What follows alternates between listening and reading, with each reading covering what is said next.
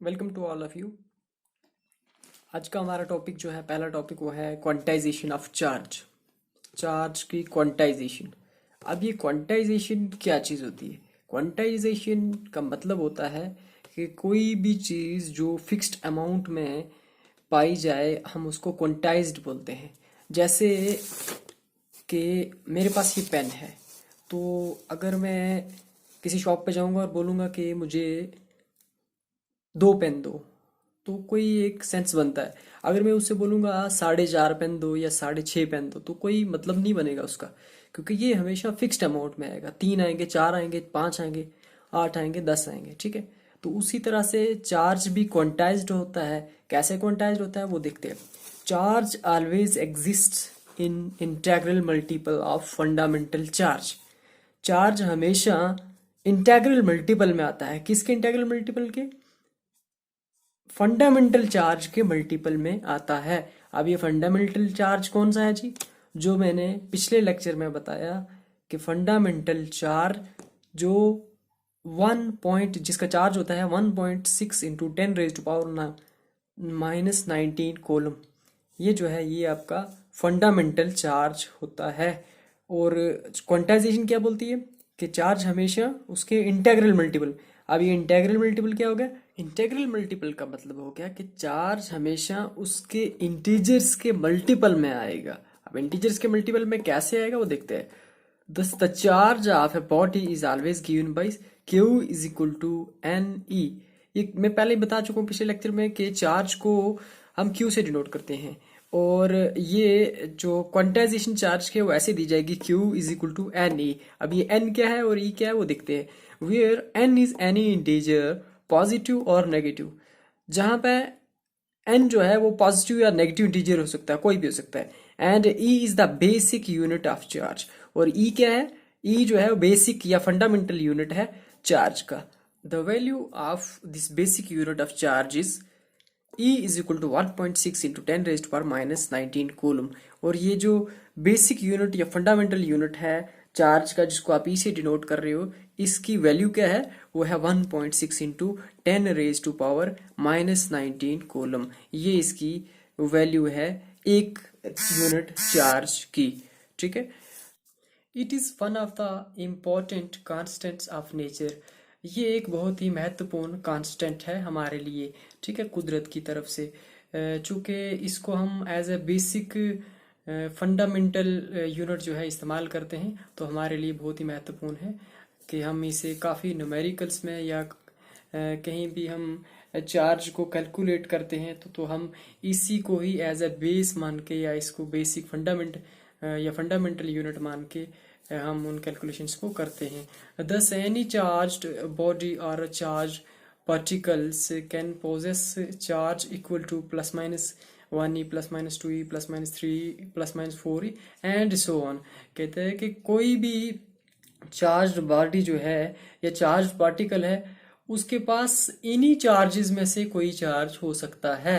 या +1e होगा, या -1e होगा, +2e होगा, -2e होगा, +3e होगा, या -3e होगा।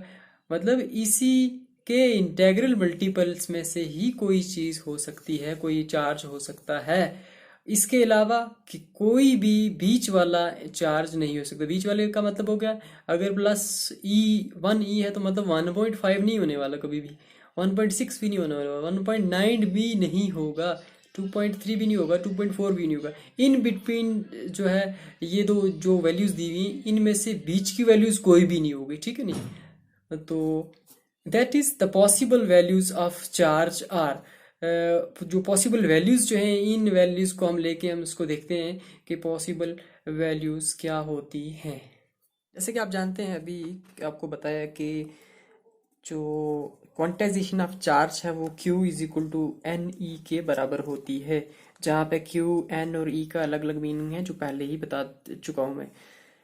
अब सपोज N की वैल्यू जो है +1 है या -1 है, तो ये Q की वैल्यू क्या बनेगी? देखो, यहाँ में पे हम N की जगह +-1 रिप्लेस करेंगे, E का E रखेंगे। चूंकि हमें E की वैल्यू पता है, ये एक फिक्स्ड का मतलब एक फंडामेंटल एक कांस्टेंट है जिसकी वैल्यू हमें पता है, वो है 1.6 इंटू 10⁻⁻⁹। तो जब हम इसको कैलकुलेट करेंगे तो हमारे पास जो वैल्यू आएगी वो प्लस माइनस 1.6 इंटू 10⁻⁻19 कूलम आएगी। सिमिलरली जब हम इसको प्लस माइनस 2 करेंगे तो Q जो है प्लस माइनस 2 E, और वो बराबर आएगा किसके, प्लस माइनस 2 इंटू ई की वैल्यू यहाँ रिप्लेस करेंगे 1.6 इंटू 10⁻⁻19, और ये भी प्लस माइनस 3.2 इंटू 10⁻⁻19 कूलम आएगा। और उसी तरह से ये भी प्लस माइनस 4.8 इंटू 10⁻⁻19 कूलम, और इसी तरह से आगे भी हमारी वैल्यूज जो हैं चलती जाएंगी। These the values lying between these values are not possible. लेकिन जो वैल्यूज ये आ चुकी हैं 1.6 इंटू 10⁻⁻19 कूलम हो गया, 3.2 इंटू 10⁻⁻19 कूलम हो गया, इसके अलावा अगर इससे बीच वाली वैल्यूज जैसे सपोज 1.6 है तो 1.7 इंटू 10 समथिंग वो पॉसिबल नहीं है, ना ही 3.2 इंटू 10⁻⁻19 कूलम है तो 3.3 नहीं हो सकता, 3.4 नहीं हो सकता। इसी चीज को क्वांटाइजेशन बोला गया है कि आपका एक एक यूनिट चार्ज जो है वो बढ़ रहा है, ठीक है, 10 यूनिट भी बढ़ सकता है, लेकिन कहने का मतलब ये है कि आप 10.5 नहीं बढ़ा सकते, 10.6 नहीं बढ़ा सकते, 10 बढ़ेगा, 11 बढ़ेगा, 12 बढ़ेगा, इंटेग्रल वैल्यूज जो है वो बढ़ती जाएंगे, ठीक है।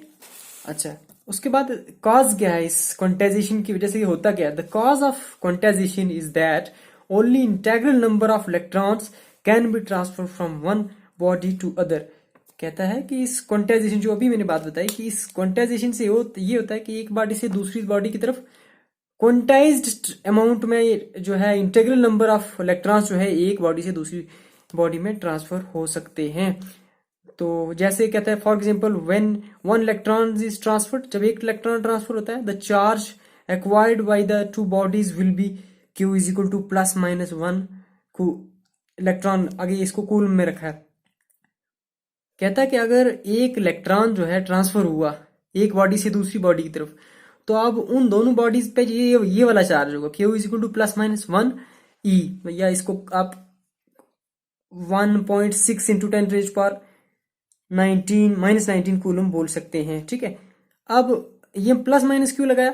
क्योंकि जो बॉडी इलेक्ट्रॉन को ट्रांसफर करेगी वो पॉजिटिव चार्ज ले लेगी। क्यों? क्योंकि उसने जो है इलेक्ट्रॉन को लॉस कर लिया है, और जिस बॉडी पे जाके चार्ज एक्वायर हो जाएगा, जो उसको अपने ऊपर ले लेगी, तो उसके ऊपर इलेक्ट्रॉन की मात्रा बढ़ जाएगी, लिहाजा उसके ऊपर नेगेटिव चार्ज जो है वो इंड्यूस हो जाएगा। Similarly, when n electrons are transferred, the charge acquired by the two bodies will be Q is equal to plus minus Ne। उसी तरह से जब n इलेक्ट्रॉन्स ट्रांसफर होंगे एक बॉडी से दूसरी बॉडी की तरफ, तो तब भी क्या इक्वेशन बनेगी? Q is equal to plus minus Ne। अब ये प्लस माइनस क्या बोल रहा है कि उन दोनों बॉडीज में से एक पे पॉजिटिव वाला चार्ज होगा और दूसरी वाली पे नेगेटिव वाला, ठीक है नहीं, क्योंकि एक ने अगर लॉस कर लिया इलेक्ट्रॉन तो उसने तो पॉजिटिव चार्ज एक्वायर कर लिया, और दूसरी ने जितने पहले वाली ने लूज किए दूसरी वाली ने उतने एक्वायर कर लिए, लिहाजा उसकी जो इक्वेशन है वो ये बनेगी Q equal two plus minus Ne, ठीक है। ये दोनों बॉडीज के लिए बता रहा है कि the charge acquired by the two bodies will be plus minus, अब एक पे पॉजिटिव होगा एक पे नेगेटिव होगा, ठीक है। ये थी आपकी क्वांटाइजेशन ऑफ चार्ज। इसके अलावा चार्ज में एक चीज मैं और ऐड कर दूं इसमें कि ये जो चार्ज है 1.6 इंटू 10⁻⁻19 कूलम, ये फंडामेंटल चार्ज है, और हाँ इससे छोटे चार्जेस भी एग्जिस्ट करते हैं, जिनमें क्वार्क्स हो गया, जिनका साइज जो है वो प्लस माइनस 2/3 तक होता है, या प्लस माइनस 1/3 होता है, लेकिन वो जो है फंडामेंटल चार्जेस नहीं कहलाते। क्यों नहीं कहलाते? क्योंकि ये वो वाले चार्जेस जो होते हैं वो चार्जेस डिपेंडेंट होते हैं किसी दूसरे चार्ज पे या किसी दूसरी फोर्सेस पे, उन पे डिपेंडेंट होते हैं, और वो खुद से ट्रांसफर नहीं हो सकते। तो जो ट्रांसफरेबल इंडिपेंडेंट चार्ज है वो है वो यही जो इलेक्ट्रॉन का चार्ज है 1.6 इंटू 10⁻⁻19 कूलम, इसीलिए इस चार्ज को फंडामेंटल चार्ज लिया गया है, ठीक है। तो इसके बाद है एडिटिविटी ऑफ चार्जेस, चार्जेस को ऐड कैसे करते हैं, ठीक है। ये कल भी वैसे हमने थोड़ी सी एग्जांपल की थी, जो लास्ट वाला टॉपिक था उसमें हमने की थी कि अब देख लेते इसमें क्या कहता है फिर से। Is a property by virtue of which total charge of a system is obtained simply by adding algebraically all the charges present anywhere on the system। क्या कहता है कि ये प्रॉपर्टी होती है जिससे क्या होता है, उस प्रॉपर्टी में क्या होता है, by which total charge of a system is obtained by simply adding algebraically all the charges present anywhere on the system या within the system।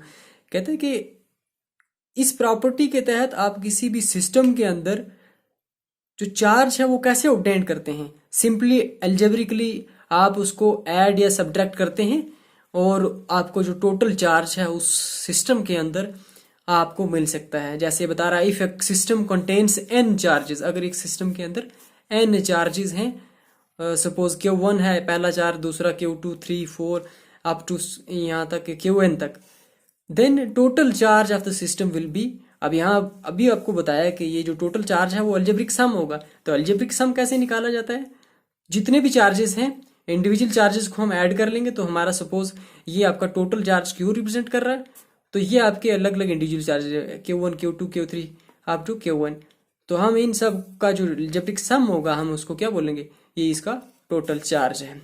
अच्छा, since charge can be positive और negative therefore proper signs have to be used while adding the charges in a system। चूंकि हमें पता है कि charge negative भी हो सकता है और पॉजिटिव भी हो सकता है, इसलिए हमें उन जब ये सम कर रहे हो तो उसके साथ जो साइंस है उनका भी ध्यान रख के फिर इसको ऐड करना है, ताकि जो भी वैल्यूज आए वो एडिशन और सब्ट्रैक्शन के बाद ही आए, ठीक है। तो ये एक था आपका छोटा सा टॉपिक जिस पर आपने लास्ट वाली एग्जांपल जो की थी वो इसी पर बेस्ड थी। कंजर्वेशन ऑफ चार्ज जो है वो दो आइसोलेटेड सिस्टम्स लिए थे, उसमें दोनों आइसोलेटेड सिस्टम्स के अंदर आपने देखा था कि सिस्टम एक ही था लेकिन उनकी पोजीशंस दो थी, दोनों पोजीशन में वो चार्ज कैसे कंजर्व हो रहा था।